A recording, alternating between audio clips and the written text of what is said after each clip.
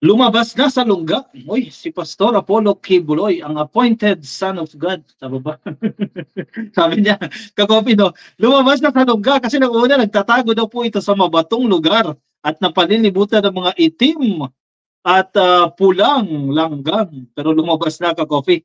Ayan, kakopi, ayan, may vlogger po na nag-post ng kinaroroonan. Nasaan ba ito, kakopi? Mabilis naman matukoy itong lugar na to. Pero syempre, bago i-post yan, nakaalis na. So, ang Amerika na naghahabol sa kanya, may hihirapan siyang hulihin dyan. Pero kung pupursige ng Amerika, mabilis lang po yan. So, ayan, nasa balita yan ng politico.com. Catch him if you can. Ayan, hulihin nyo raw po kung kaya nyo.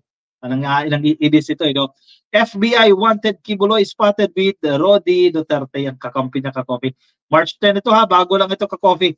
Ayan, kung inyong makikita sa litrato na yan, yan yung picture na yan, nagsisirculate po yan online. Makikita nyo si Kibuloy, yan nakabanda na kakopi. Si Duterte katabi niya. Si Attorney Trixie Angeles ito, dating PCO Secretary ni PBBM. Ito si Banat ba ito at si Lorraine Baduy, yan kakopi.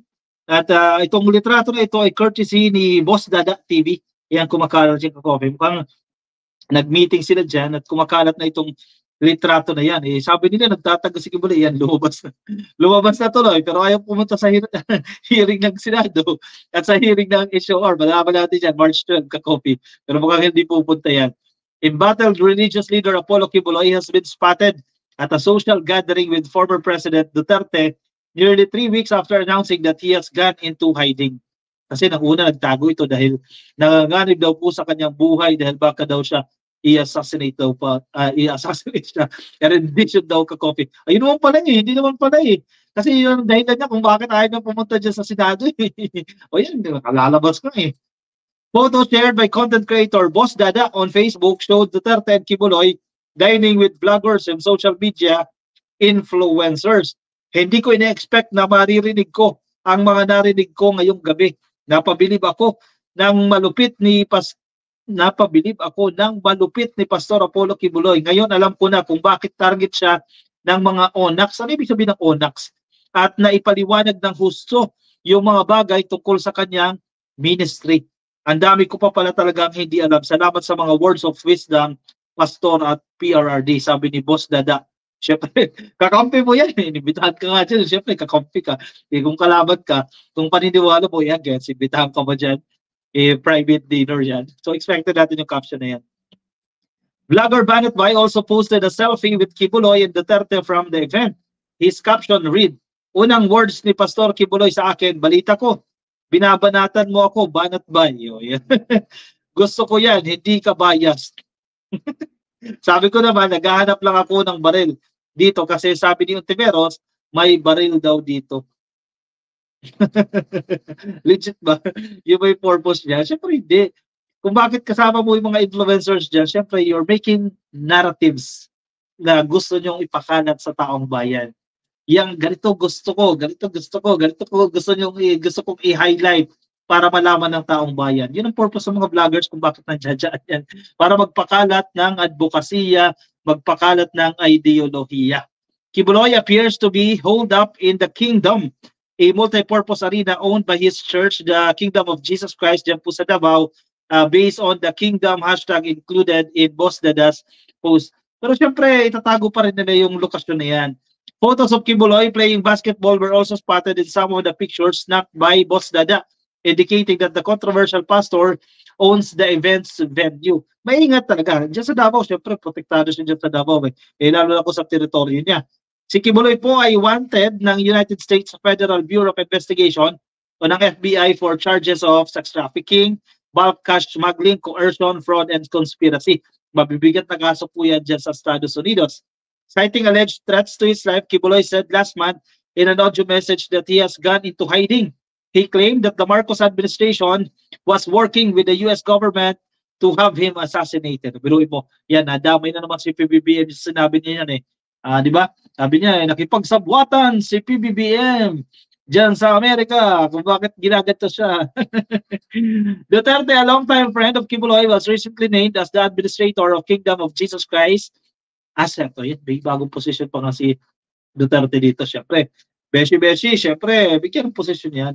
Magkano kaya sahod? Basta, malaki yan.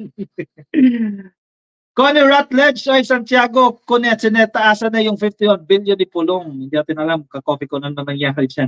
Jacinto Jack Villanueva, hello sa'yo. Kay Alex Faraon, may QPAL dito, ha? Naghahanap ng 2 billion, pero tahimik sa 51 billion na waldas. Kinupit sa Davao, sabi ni Alex Faraon. Wala tayong nabalita dyan eh. Actually, kung pupukpukin siya na sinado, investigation dyan. Okay, dito si Andre, nakatutok na naman sa atin. Totoo kaya hula ni Nostradamus, balik siya uli sa Hawaii. Okay, good luck sa inyo. Push niyo pa yan. Anax ay kano. Yun pala yun, Kakofi. Anax o kano. Binaliktad lang pala.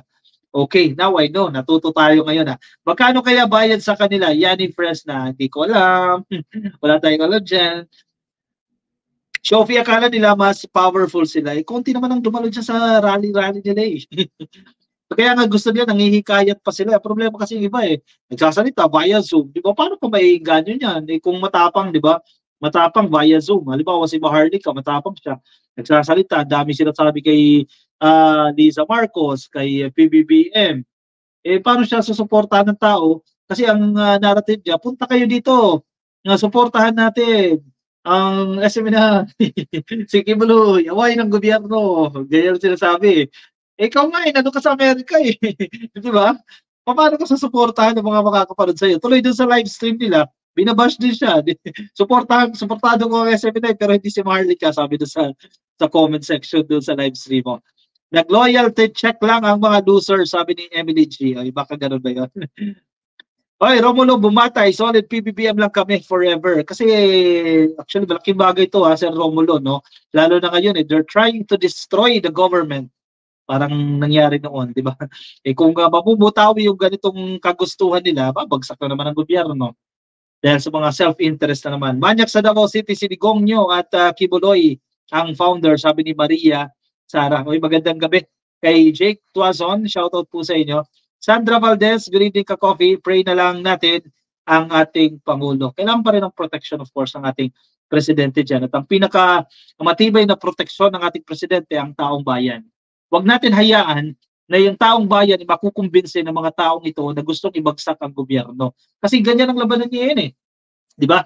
Pagpapasok sila ng ideolohiya ka coffee, papaniwalain nila ang taong bayan na ito yung ginagawa ni PBBM, ito yung ginagawa ni First Lady Liza Marcos, ito yung ginagawa ng gobyerno and we have to work against the administration, di ba? Kumontra, tumutol sa ginagawa ng gobyerno. Yan yung gusto nilang ipakalat na ideology dito. Pag nanaig itong mga to, babagsak ang gobyerno.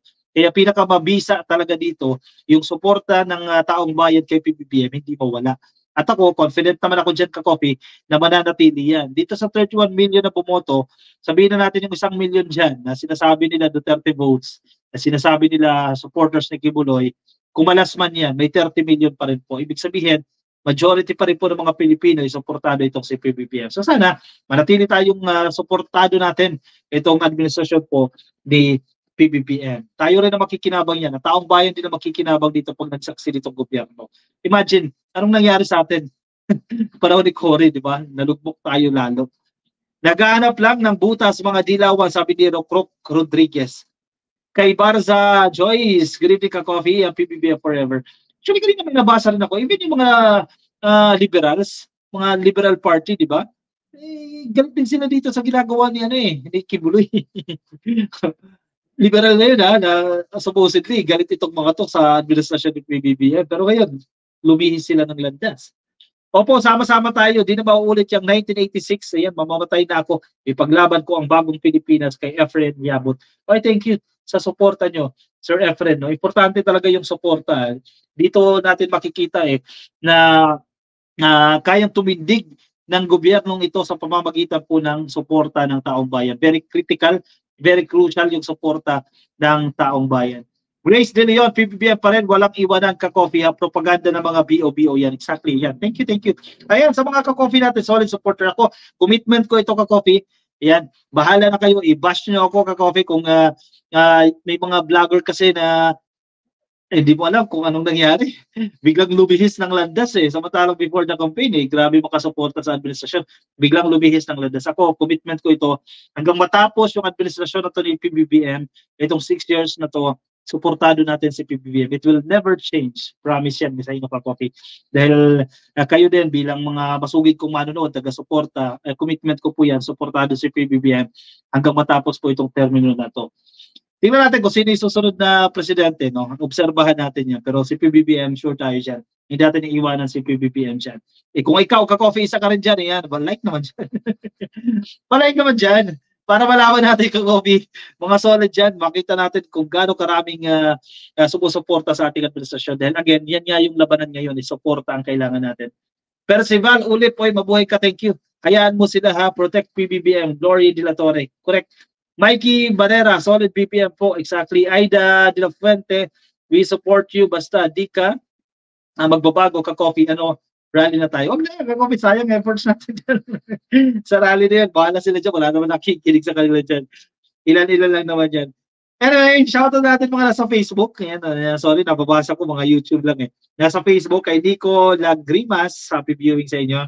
Kay Jilly Oloy, kay Holmes, Cindy, kay Oli Santiago, shoutout po sa inyo. Kay Yanni Fresna, kay Jake Tuazon, happy viewing sa inyo. Elena Galia, ayan, nasa Facebook. Kung di pa kayo nakafollow sa ating Facebook page, pasayo na lang po ha. Click lang po ng follow or like sa Facebook. At kung kayo nasa YouTube, ay click lang po ninyo ang subscribe. Nanay Shelly D, nakikinig sa atin. Hello, anak, and to all. Ayan, maganda tuwing uutot ako, sisisihin ko si Kibulok. Lahat na lang, may sinisi. Importante talaga may sinisisi. Yung iba, nagre-reklamo, bakit hindi 20 pesos ang kilo ng bigas? Hindi naman nagtatrabaho. Beneficiary naman ng 4 piece. Nakikinabang sa ayuda ng gobyerno. Pero kung makareklamo, ayan sila. Kay Wyker Lainad, happy viewing sa inyo. Silent movement tayo dito. Exactly. Lito Ariona, si Andre Baliena lang naman ang hindi pa nauuntog, DBS pa din. Nandito, feeling ko ano yan, BBM supporter yan. Itong si Andre, nang iinis lang yan ka-coffee. Kasi lagi nandito sa atin yan eh. Kasi kung ano yan, kung DDS yan, galit yan sa mga BBM supporters eh. BBM supporter tayo, edi ba't siya makikinig sa atin kung galit sa atin, di ba? Pero everyday nandito, nakatutok sa atin yan si Andre. So nang iinis lang yan. Kaya huwag niyo na lang patulad ka-coffee. Diosdado Coliado, yung mga vloggers na yan na bumaligtad, ang gusto ng mga yan ay pwesto sa gobyerno o kaya ay magpabayad. Exactly. Yung iba na medyo lumilihis ng landas, hindi nabigyan ng posisyon. Yung iba, nag-i-expect ng bayad, hindi nakatikim. Tayo, bakit tayo nilihis? Di ba tayo binabayaran ni PBBM? Hindi tayo binabayaran ni Romualdez, hindi tayo binabayaran ni First Lady Liza Marcos. So wala tayong expectation, bakit tayo babaliktad? At nakikita natin na maganda ang ginagawa ng administrasyon. Binomonitor natin everyday ka-coffee yung mga accomplishments na ginagawa pagdating sa ating ekonomiya, pagdating sa pagbabago ng mga polisiya ng gobyerno para lalo pang umunlad ang Pilipinas. Nakikita natin yan ng potential and eventually we will reap itong mga itinatanim ng ating administrasyon. Oy, Top 1! Oy, shout out kay Top 1, nakikinig sa atin ha. Boss Top 1, sir. Ito, Tugon, proud Tugon member, si Sir Top 1. Tayo, Tugon member din tayo ka-coffee. Hindi tayo nawawala sa team Tugon, no? Happy viewing sa iyo ha, Sir Top 1. Alex Paraon, mabuhay ka ka-coffee. Thank you. Sir Alex Paraon. Kay Rasta Gomez, sana hindi magsalita ng 20 ang bigas. Ano ba sabi doon? Di ba? Promise. Promise ba yun? Di ba? Pangarap. Diba? Gusto natin marating. Vicky Timbal is watching. Happy viewing sa inyo dyan sa Facebook, no? Kay Jake Tuazon, pag may bagyo, sisihin din si Kibuloy. Yung lahat sinisi na. Naghahanap lagi ng masisisi. Actually, common trait siya ng ilang natin mga kababayan eh. Para hindi nila mapanliit sa kanilang sarili, maghahanap ng masisisi. Anyway, kuha na ng kape ka-coffee, let us move on sa ating next topic yan. Marami tayong viewers ngayon, 560,000. Nasa YouTube, ay ka-coffee, baka di pa kayo naka-follow, naka-like, yan, pa-like na lang po. Nasa Facebook, pa-like na lang po ng ating Facebook page. Move on tayo sa ating next topic.